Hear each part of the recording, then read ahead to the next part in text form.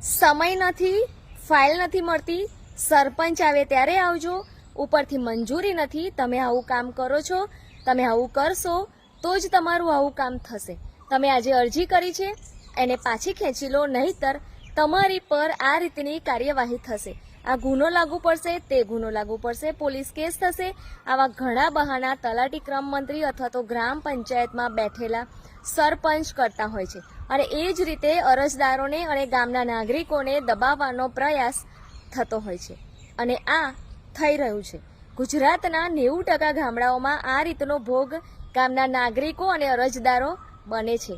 જે જાગૃત નાગરિકો છે, અરજદારો છે, એ લોકો જાણે છે કે કઈ રીતે જવાબ આપો, પરંતુ જે લોકો નવા, જેમને માલ મિલકત પોતાનો સામાનનું નુકસાન થયું હોય અને પહેલી વખત આવા મેદાનમાં ઉતર્યા હોય, ત્યારે અધિકારી હોય, તલાટી ક્રમ મંત્રી હોય અને એની ઉપરના અધિકારી હોય, જે સરપંચ હોય, સત્તાધિકારી હોય, એવા અરજદારોને, એવા નાગરિકો ગમે તેવા જવાબ આપતા હોય છે અને ઘણા બહાના કાઢતા હોય છે, જેથી અરજદાર શાંત પડી જાય અને માનસિક રીતે તૂટી જાય.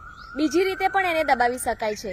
તો ગુજરાતમાં ઘણા ગામડાઓમાં આવા દૂષણો ચાલી રહ્યા છે, પરંતુ તમે ગ્રામ પંચાયતમાં આરટીઆઈ કરો છો, કોઈ અન્ય અરજી કરો છો, કોઈ ફરિયાદ કરો છો કે કોઈ બીજી રજૂઆત કરો છો, તો ગ્રામ પંચાયતમાં તમે રજૂઆત કરવા જાઓ છો તો એ લેખિતમાં કરો, મૌખિક રીતે નહીં. અને એ લેખિત અરજી સામે તમે આવા બહાના આપતા હોય છે, તમને ગેરમાર્ગે દોરવાનો પ્રયત્ન થતો હોય છે, તો તમે સ્પષ્ટ રીતે એ અધિકારીઓને, સત્તા અધિકારીઓને, સરપંચને અને તલાટીને કહો કે જે કંઈ પણ તમે મને કહેવા માંગો છો, જે રજૂઆત તમે મને કરો છો, એ લેખિતમાં લખીને આપો અને તમારા સહી સિક્કા સાથે લેખિતમાં આપો, એટલે આગળની કાર્યવાહી કરવામાં મને સમજ પડે.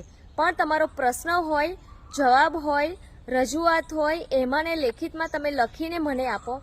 આ રીતે જવાબ કરતા થાઓ. ખરેખર આ તમારો જવાબ અસરકારક રહેશે.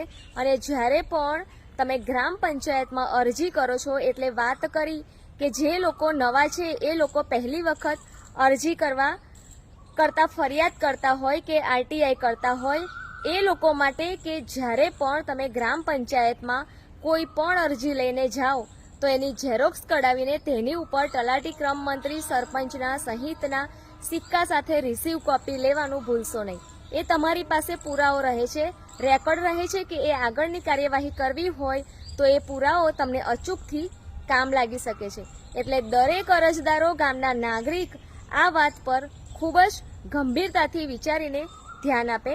વિડીયોને વધુમાં વધુ શેર કરો. જે